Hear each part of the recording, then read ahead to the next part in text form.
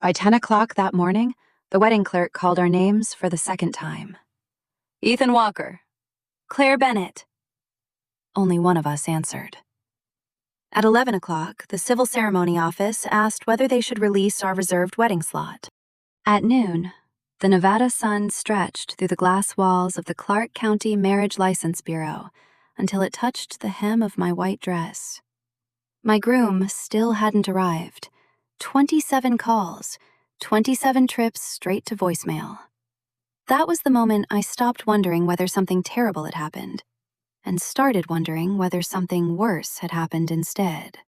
At 9:30 that morning, I had walked into the bureau believing I was less than an hour away from becoming Ethan Walker's wife. We'd done everything together, completed the online marriage application, checked the requirements twice. Nevada made it easy. No waiting period, 2 IDs, 2 signatures, 1 short ceremony next door. Then dinner with my parents at the Bennett estate. For the first time, Ethan would sit at their table as family. He'd picked the dress, I'd chosen the rings. Everything about the day had already been imagined 100 times, except this part. The part where I sat alone, still smiling every time the doors opened, until I realized none of those footsteps belonged to him. The clerk approached carefully. "Ms. Bennett, would you like us to wait a little longer? I can keep the file open." I forced a smile. He'll be here. I still believed it. At least, I wanted to. By 12:15, belief had become embarrassment. People who had arrived after me had already married. One couple laughed while taking photos outside. Another kissed beneath a small arch of white flowers. I watched them leave holding official marriage certificates. My bouquet remained untouched beside me. The second wedding band stayed inside its velvet box. I called Northbridge Technologies. His receptionist answered immediately. "I'm trying to reach Ethan Walker." A pause. "I'm sorry, Miss Bennett. Mr. Walker never came into the office today." I called his driver. He drove himself this morning. His office manager offered 3 different explanations. None of them matched. None of them explained why my fiancé had disappeared on our wedding day.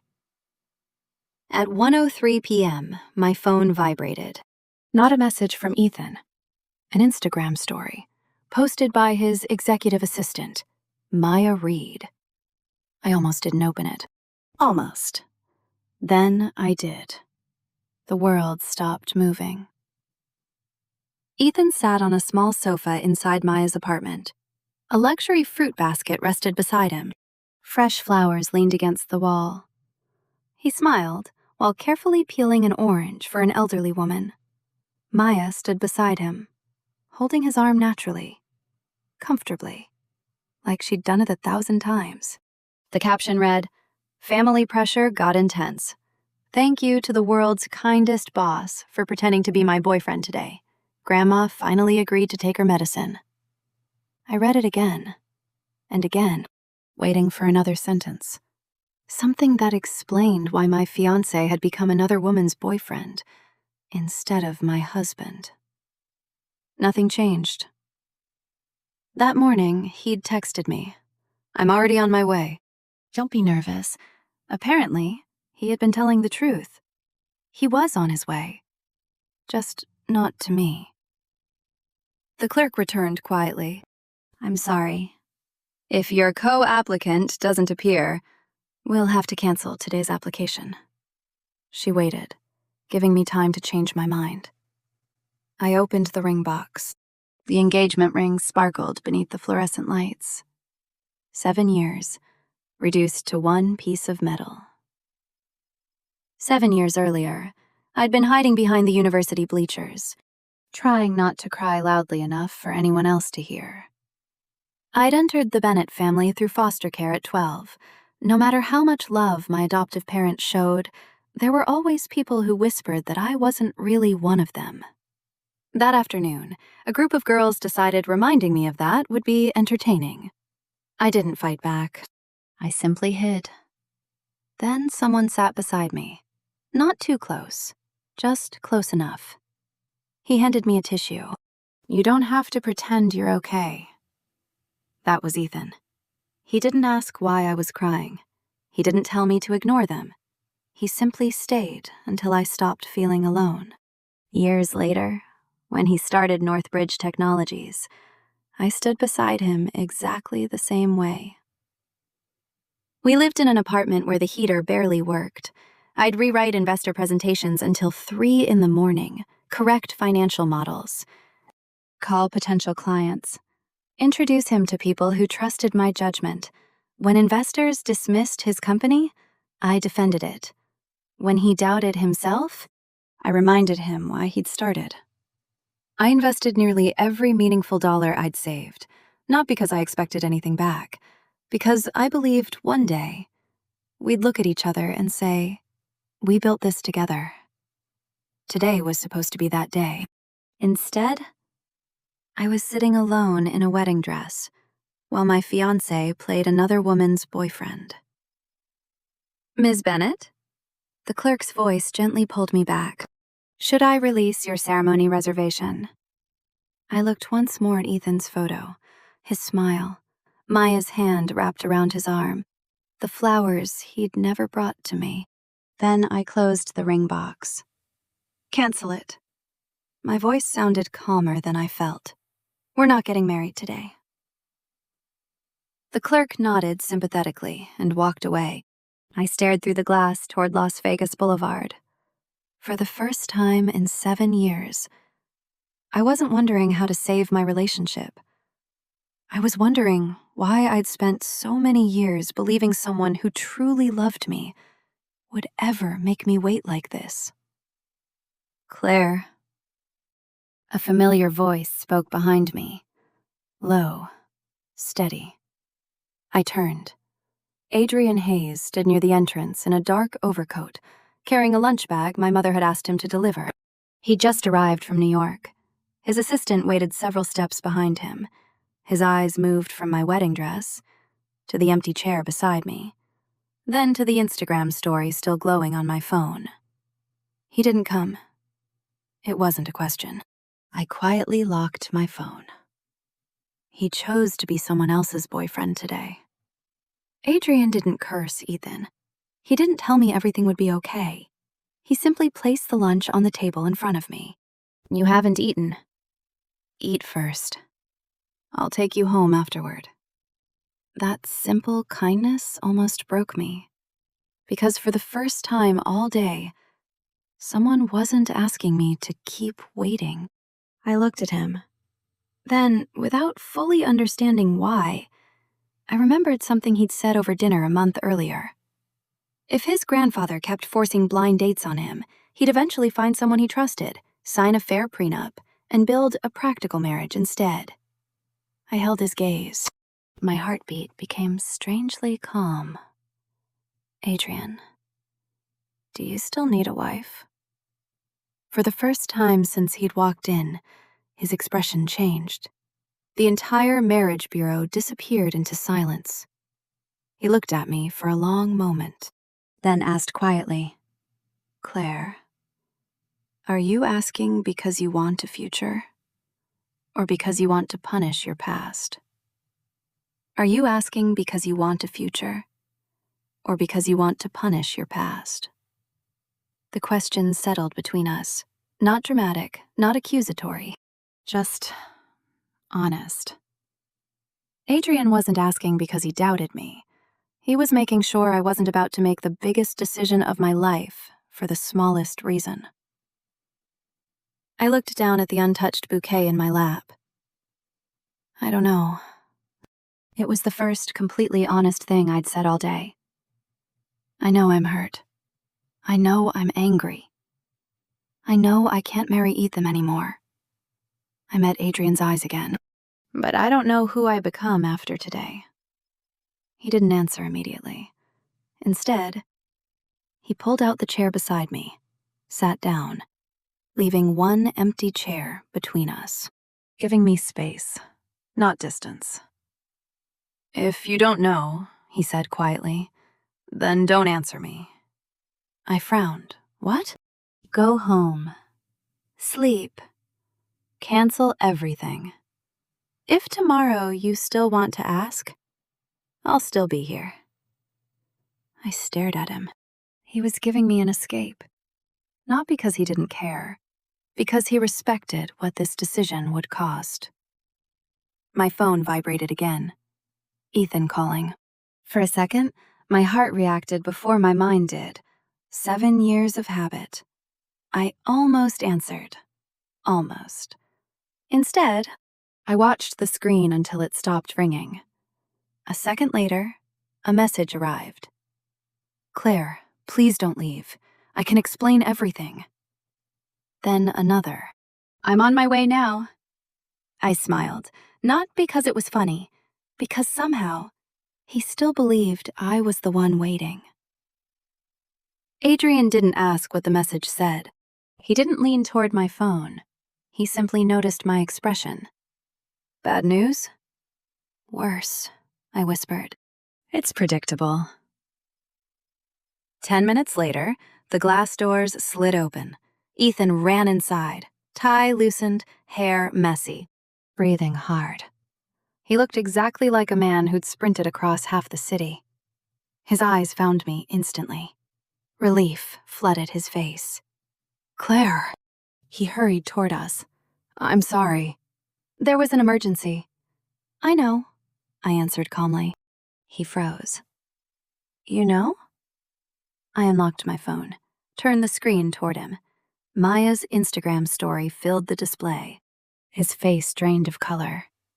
It isn't what it looks like. The oldest sentence in the world. I almost laughed. What does it look like, Ethan? He opened his mouth. Nothing came out. He looked toward Adrian for the first time. What are you doing here? Adrian answered simply. Claire's mother asked me to bring her lunch. And now? Now I'm making sure she gets home safely.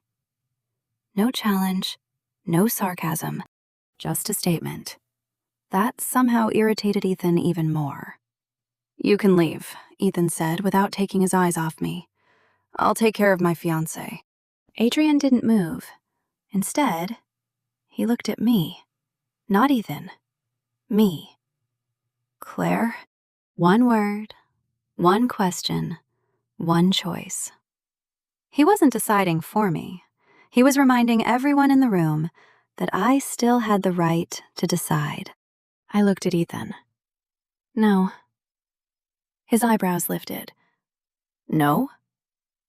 I don't want to leave with you. For the first time in 7 years, I saw panic replace confidence. Claire, please. My phone died. I couldn't call. I held up my own phone. You posted on Instagram. He blinked. What? No, I didn't. I know.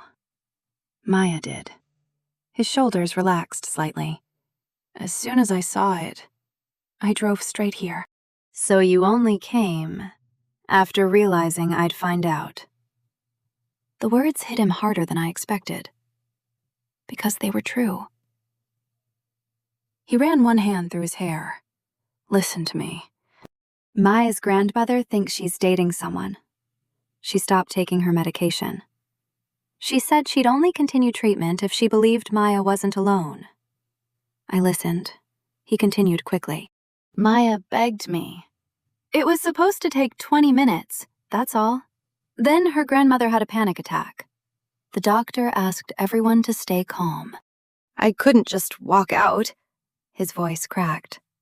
I thought I'd still make it. Everything he said made sense. That was the problem. It wasn't an affair. It wasn't betrayal in the obvious way. It was something quieter, something I'd lived with for years. Every time another person needed him, I became the one expected to understand. Always me, always later, always after this one last thing. Ethan, I asked softly, if our positions were reversed. He looked up. And I skipped our wedding. Because another man needed me to pretend to be his girlfriend. Would you have understood? He answered too quickly. That's different. I nodded slowly. I know. You've said that before. His expression tightened. Claire. I chose compassion. No, I replied. You chose for both of us. You decided, without asking me, that my heartbreak was an acceptable price for someone else's emergency. Silence. I didn't think. I know. That's exactly the problem. He took one desperate step toward me. I can fix this. The clerk said we can reschedule. We'll come back tomorrow. We'll laugh about today someday.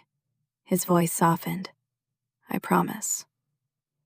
I looked at him for a long moment, then quietly asked, Do you know what today was supposed to mean to me? He frowned. Our wedding? No. It was the one day I believed I wouldn't have to come second. The words hung in the air, heavy, final. Ethan's eyes filled. I never put you second. I unlocked my phone one last time, opened Maya's story again, then placed it on the table between us. You didn't choose between me and Maya today. I looked directly into his eyes. You chose between the woman who would forgive you and the woman who wouldn't. He stopped breathing, because somewhere inside, he knew exactly why he'd driven to Maya's apartment first. Not because I mattered less, because he believed I'd still be there when he came back. The marriage bureau clerk approached cautiously. Mr. Walker, I'm very sorry, but today's marriage application has officially expired. She handed him the canceled paperwork. He stared at the document, then at me, as though a single piece of paper had somehow ended 7 years. It hadn't.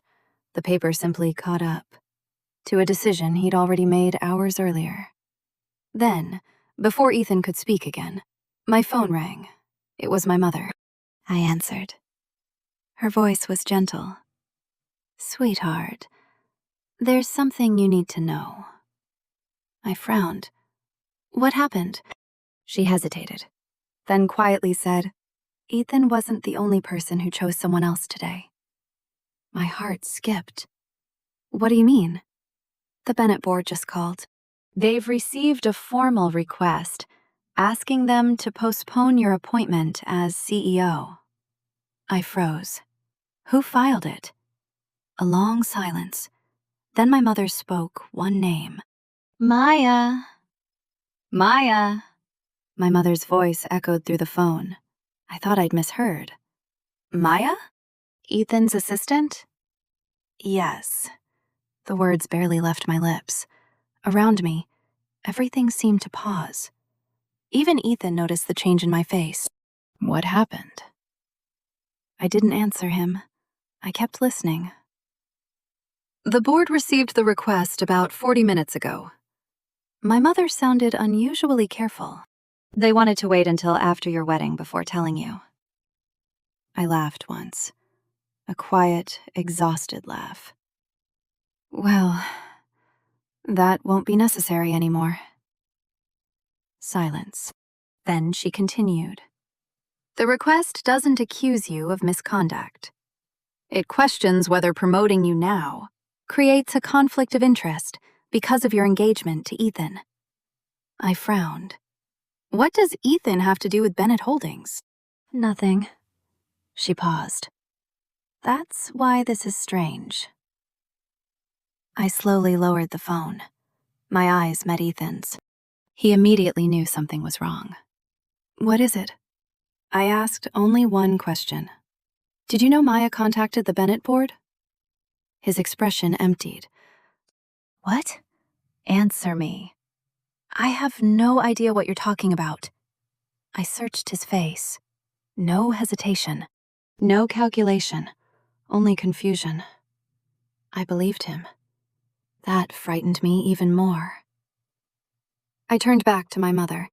What exactly did Maya tell them? They wouldn't discuss details over the phone. They only said, "She submitted documents claiming your relationship with Ethan creates governance concerns." Governance concerns. Corporate language. Cold, precise, prepared. This wasn't an emotional complaint. Someone had planned it. I ended the call. Neither Ethan nor Adrian spoke. Both waited. One because he hoped to fix things. The other because he understood silence sometimes deserved respect. I looked directly at Ethan. "When did Maya become your executive assistant?" "About 18 months ago." "Who hired her?" "Our HR department." "You interviewed her?" "Yes." "Personally?" "Yes." Every answer came quickly. Too quickly to be rehearsed. "Has she ever met my parents?" He frowned. "No." "Has she ever attended a Bennett event?" "No." "Does she know anything about our board?" "No." He stopped. His own answers suddenly caught up with him. If that's true, how did she even know today mattered? Neither of us answered, because we were thinking the same thing. Someone had been paying attention for much longer than we'd realized. Adrian finally spoke, not to interrupt, only to ask the question no one else had considered. "Claire," I turned toward him. "Has Maya ever contacted you directly?" I thought for a moment, then remembered. 3 months earlier, a calendar invitation, canceled 5 minutes before our meeting. An email apologizing because Ethan's schedule had changed. Then another, a charity gala where she'd insisted Ethan was unavailable, only for him to later tell me he never knew I'd invited him. At the time, I'd blamed his workload. Now, those memories returned one after another, like lights switching on inside a dark hallway. "Ethan," I asked quietly, "how many meetings has Maya rescheduled without speaking to you first?" He frowned. "I don't know. She manages my calendar. She has authority." "Does she?" He pulled out his phone, opened his calendar, scrolled. His expression slowly changed. "What is it?" He stared at the screen. "There are appointments here I don't remember approving." He kept scrolling. "And these? I never saw these requests." He looked up at me. "They're marked as declined." My stomach tightened. By who? He already knew. He didn't need to answer. For 7 years, I'd believed Ethan simply wasn't making me a priority. Now, a dangerous possibility appeared. What if, sometimes, he never even knew I was waiting? I hated the thought immediately, not because it excused him, because it complicated everything. The wedding was still his responsibility. He still chose Maya today. Nothing changed that. But perhaps other things hadn't happened the way I'd believed. Ethan suddenly started searching through old emails, faster, more urgently. Then he stopped. His face went pale. "What?" I asked.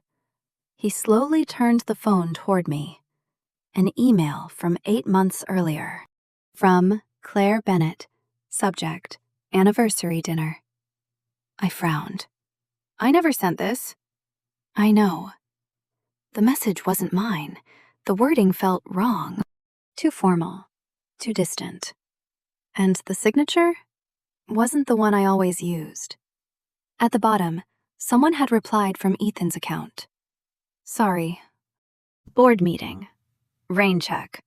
Only, Ethan was staring at it in disbelief. "I never received your invitation," he whispered. "I only received the cancellation." Adrian quietly stepped closer. "May I?" Ethan handed in the phone. Adrian studied the email for less than 30 seconds, then looked up. "This wasn't forwarded. It was rewritten." Ethan frowned. "What?" "The metadata doesn't match. The original message is missing." Only the replacement remained. Someone hadn't intercepted an email. Someone had replaced the conversation itself. A cold silence settled over the room. For the first time that afternoon, this wasn't just about a missed wedding. It wasn't even just about Maya. It was about trust. About 7 years of tiny disappointments, tiny misunderstandings, tiny moments where Claire believed Ethan didn't choose her, and Ethan believed Claire had stopped asking. Neither of us spoke, because we were both wondering the same terrifying thing. How many of those moments had actually belonged to us, and how many had belonged to someone quietly standing between us? Before either of us could answer, Ethan's phone rang. The caller ID read, Maya Reed. He looked at me, didn't answer. Instead, he placed the ringing phone on the table between us. For the first time, he wanted me to hear what she had to say too. Maya's name flashed across Ethan's screen. Neither of us moved. The phone kept vibrating across the polished wooden table. Buzz, buzz, buzz. 7 years ago, Ethan would have answered without thinking. Today, he looked at me first. What do you want me to do? It was such a small question, but it mattered. For once, he wasn't deciding for both of us. Answer it, I said quietly. But put it on speaker. He nodded. Without hesitation, he accepted the call. Hi, Maya. Her voice came immediately, relieved. Ethan. Thank God. I've been calling you everywhere. He didn't respond. She continued talking. I think there's been a misunderstanding. I glanced at Adrian. He hadn't moved. He simply listened. Ethan? Maya asked again. Are you there? I'm here. His voice was calm. Claire's with me. Silence. Not 1 second. Closer to 5. Long enough to hear her breathing change. Oh. I didn't realize. Then came the first lie. I was actually going to call Claire myself. I looked down. Not because I was hurt, because I'd expected exactly that. When people realize they're no longer controlling the conversation, they usually try to control the narrative instead. You filed something with the Bennett board? Ethan said. Not a question, a statement. Another pause. It's not what you think. What do I think? I was trying to protect you. Protect. Interesting word. Everyone seemed to be protecting someone today. No one had asked whether I wanted protecting. Maya spoke more quickly now. You told me Claire becoming CEO would create problems. Ethan frowned. I never said that. You said people would accuse her of favoring your company. I said... He stopped, thinking, then corrected himself. I said I hoped people wouldn't. That's completely different. Maya's breathing became uneven. I only wanted to help. By contacting her board? I thought, if they delayed the appointment, you two would have less pressure. I closed my eyes. Pressure. Another familiar word. Always pressure. Always good intentions. Always someone deciding my future without ever asking me what I wanted. Adrian quietly reached across the table. Not to interrupt, he simply slid a glass of water toward me. No speech, no comforting words, just water. The smallest act in the room somehow felt like the only one that respected my existence. Ethan's voice hardened for the first time. You forged conversations. Silence. You altered calendar requests. You intercepted invitations. You answered emails pretending to be me. I was managing your schedule. You were managing my life. Another silence. This one longer, more dangerous. Finally, Maya whispered, I was trying to keep everything together. No, Ethan answered. You were deciding which parts of my life mattered. I looked at him. That sentence wasn't only about Maya anymore. He realized it too. Because halfway through saying it, his eyes found mine, and he stopped. He finally understood. For years, he'd accused Maya of doing exactly what he'd done to me, choosing for someone else. Believing good intentions excused removing another person's choice. Maya was crying now. I never wanted this. I know, Ethan replied quietly. But wanting to help doesn't give you permission to rewrite someone else's life. The line went silent, then disconnected. Neither of us tried calling back. No one spoke for nearly a minute. Finally, I looked at Ethan.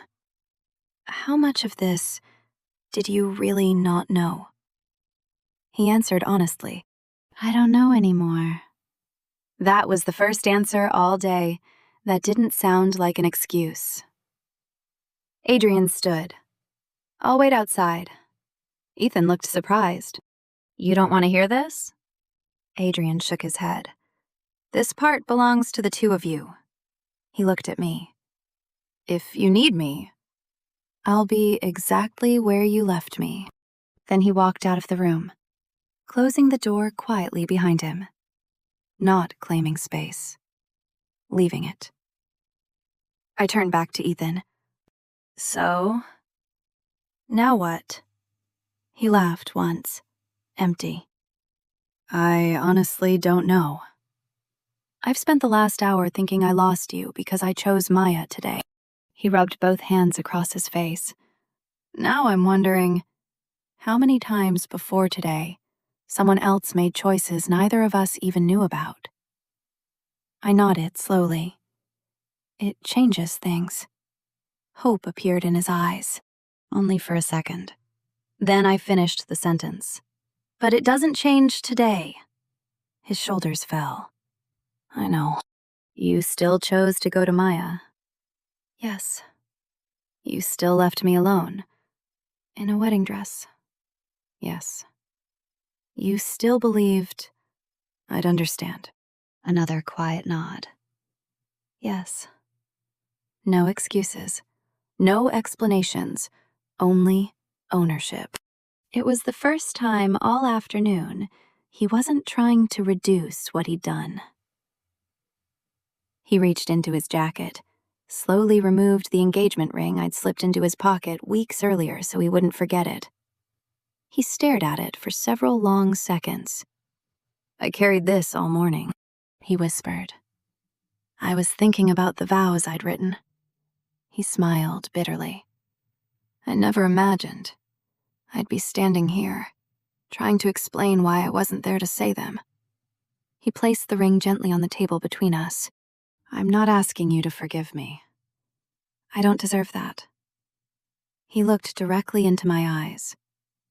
I'm asking for one chance to prove the man you fell in love with is still here.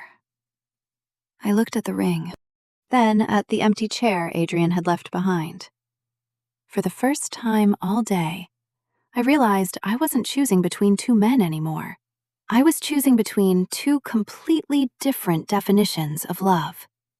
Before I could answer, my phone vibrated.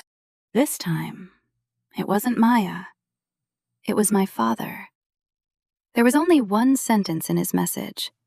Don't make your decision until you've seen the security footage. My father's message contained only one sentence. Don't make your decision until you've seen the security footage. I read it twice, then a third time. Ethan noticed my expression immediately. What happened? I turned the phone toward him. He frowned.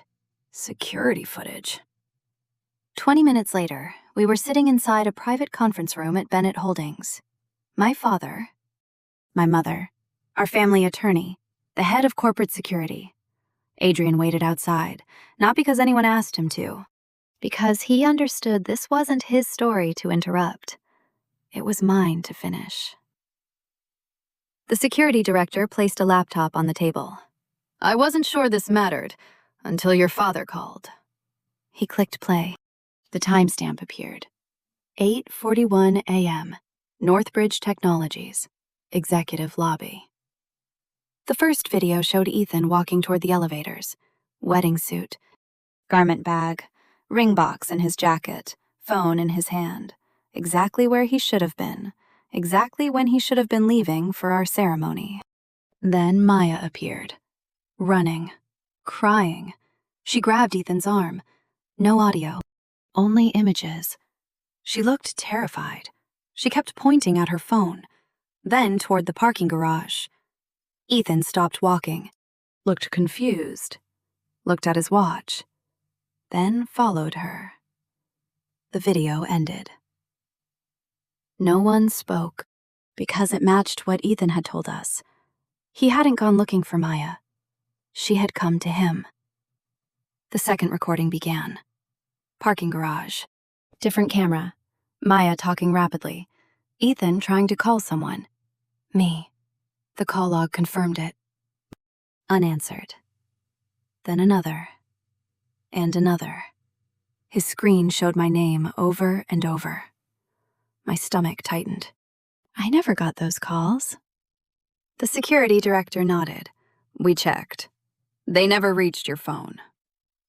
Ethan slowly looked up. They disappeared. The director answered quietly. Someone deleted them. Before they synchronized with your carrier. Silence. Even our attorney looked surprised. This wasn't carelessness. It wasn't coincidence. Someone had deliberately made sure I never knew he'd tried to call. The third video began. Hospital entrance. 9:18 a.m. Maya's grandmother arrived by ambulance. Doctors rushed outside. Maya broke down. Ethan stayed. Not smiling, not pretending, just helping. Exactly as he'd described. For the first time that day, every piece of his story lined up. He hadn't lied. Not about where he'd gone. Not about why. I looked at him. You were telling the truth. His eyes filled. I was. Then he whispered something that hurt even more. But it still wasn't enough. I nodded. No, it wasn't. Because the videos explained where he'd been. They didn't explain why I always came second. My father leaned forward. There's one more file.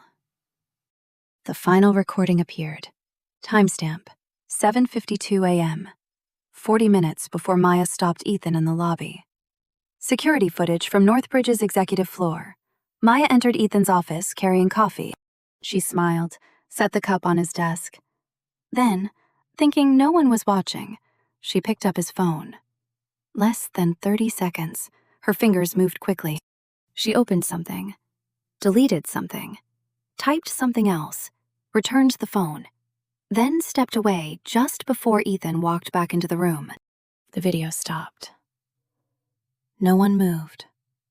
The room felt strangely smaller. Our attorney quietly spoke first. That's intentional interference. The security director nodded. And that's only what happened on camera. Ethan covered his face. My God. He wasn't looking at Maya anymore. He was looking at himself. At every argument we'd ever had. Every anniversary I'd believed he'd forgotten. Every dinner I'd thought he'd canceled. Every invitation I assumed he'd ignored. Some of those moments had been real. Some had been manufactured. I quietly asked, Can you tell which ones? He looked at me. No. His voice broke. And that's the worst part. Neither of us knew how much damage belonged to Maya and how much belonged to us. Because the truth was uncomfortable. She had manipulated. He had neglected. Both things could exist at the same time. One didn't erase the other. My father finally stood. He looked at Ethan, then at me. I asked you both to watch these videos because decisions made from incomplete truths usually become lifelong regrets. He paused. But complete truths don't always save relationships either. No one argued, because he was right. Ethan slowly removed the engagement ring from the table. Not to put it back on my finger, just to hold it. I've spent the last hour trying to prove that today wasn't my fault. He smiled sadly. I was arguing the wrong case. He looked directly at me. The emergency wasn't my fault. The missed calls weren't my fault. Maya's manipulation wasn't my fault. He took a long breath. But building a relationship where another person believed she could decide my priorities, that part is. I watched him quietly. For the first time since we'd met, he wasn't defending himself. He was examining himself. You know what scares me most? He continued. It isn't losing today. It isn't losing the wedding. It's realizing I spent years making you believe that waiting for me was simply part of loving me. The room fell silent, because that sentence was truer than every explanation he'd given before. I looked through the glass wall. Adrian was still outside, reading emails. Not pacing, not interrupting, not trying to influence my decision. Just waiting. Not because he expected me to choose him, because he'd promised, whatever I decided, I wouldn't have to face it alone.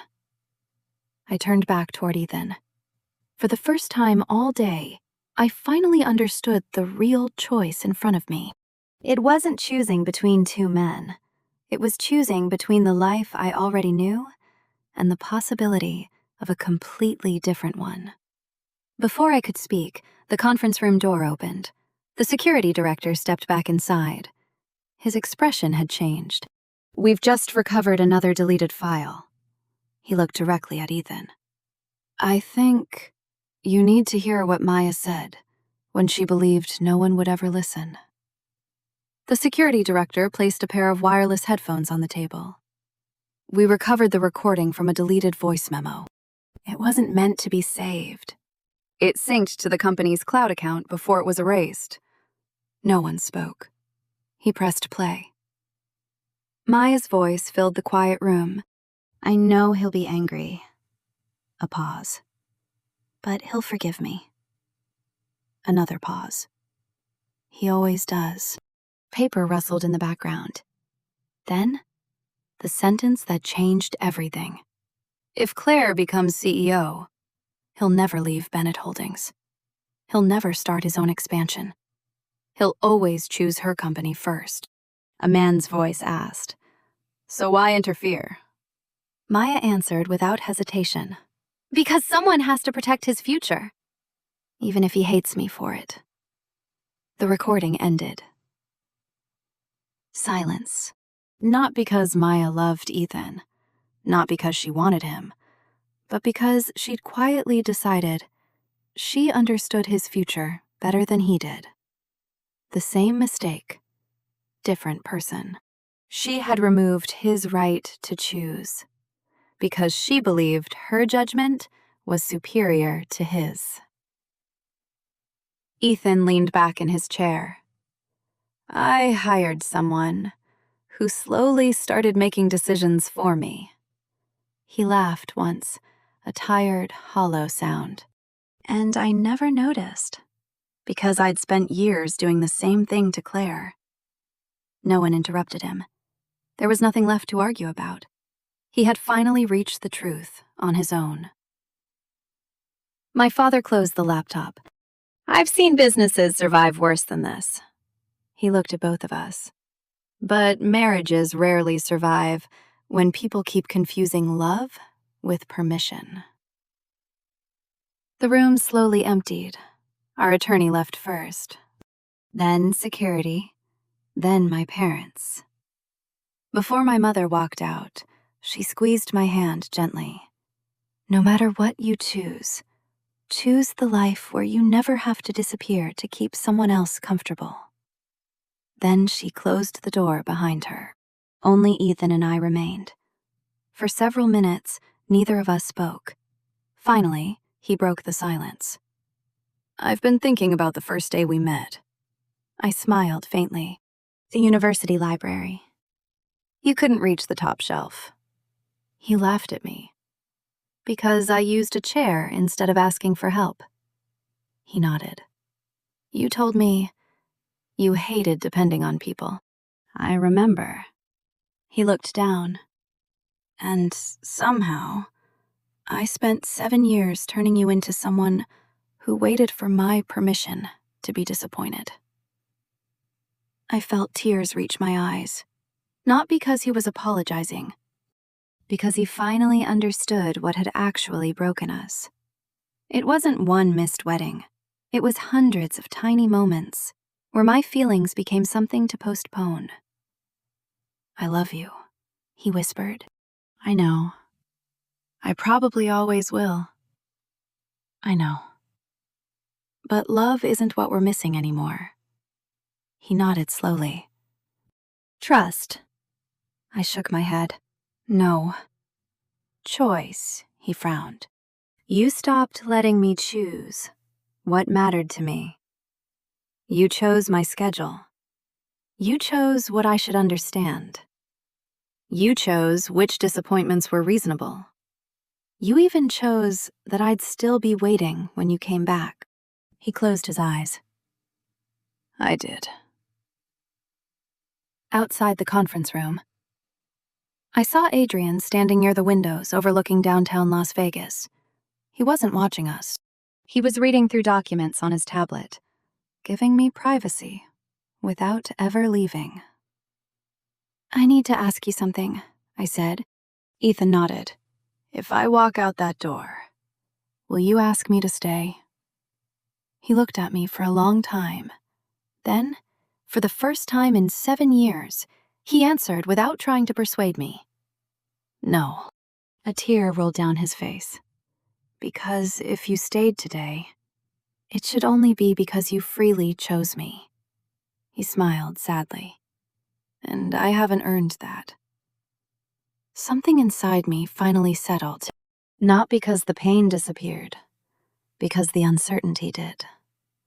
I stepped forward, removed my engagement ring, placed it gently in his hand. "I don't regret loving you. I regret how long I confused patience with partnership." His fingers slowly closed around the ring.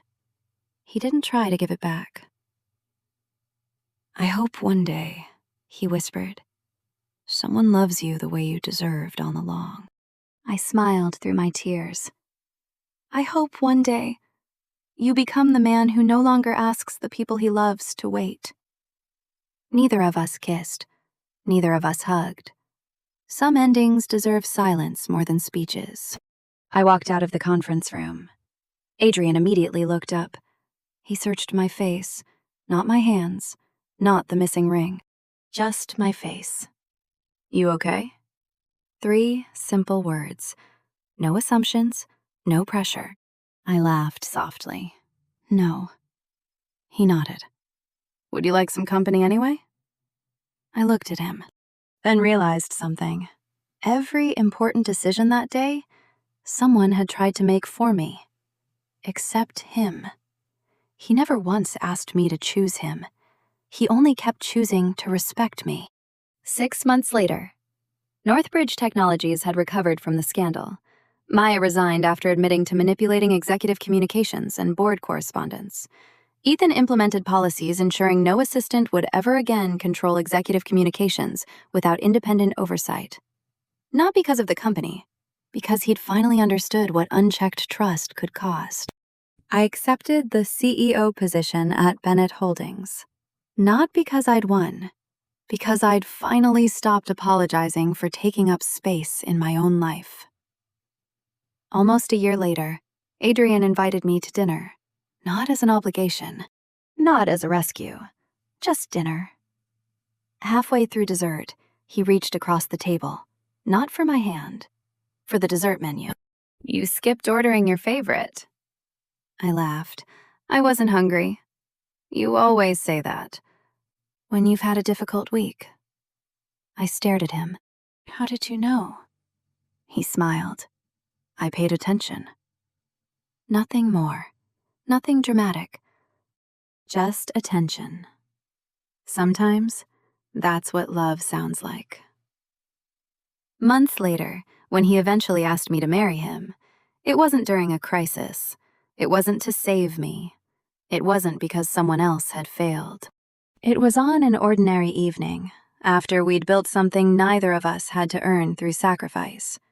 I said yes, not because I needed a husband, because for the first time, I had found someone who never mistook loving me for having the right to decide my life. And looking back, I finally understood the hardest lesson my first engagement had taught me. The greatest act of love isn't choosing someone. It's making sure they never have to stop choosing themselves to stay with you.